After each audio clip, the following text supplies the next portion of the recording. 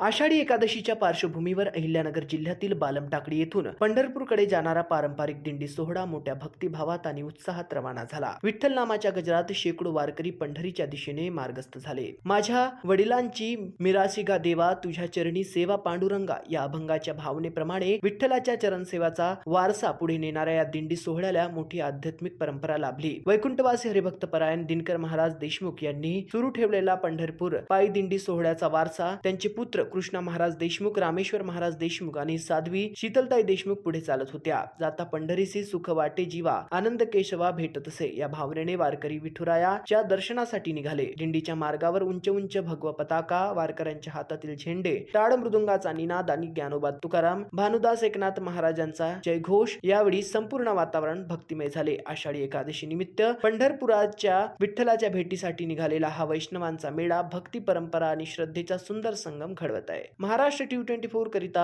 अहिल्यानगर शेवगाव येथून जयप्रकाश बागडे। रामकृष्ण हरी। जाता पंढरीसी सुख वाटे जीवा, आनंद केशवा भेटत असो, किंवा माझ्या वडिलांची मिरासिगा देवा तुझी चरण सेवा पांडुरंगा।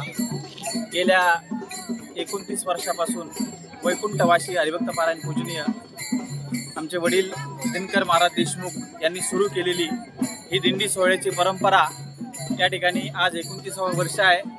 वडील गेल्यानंतर हरिभक्तपरायण बंधू कृष्ण महाराज देशमुख व हरिभक्तपरायण साध्वी शीतलताई देशमुख आम्ही सर्व ग्रामस्थ मंडळी मिळून हा सोहळा पुढे चालवत आहोत। असाच हा चिरसरण सुरू राहू एवढी भगवंताच्या पांडुरंगाच्या चरणी प्रार्थना।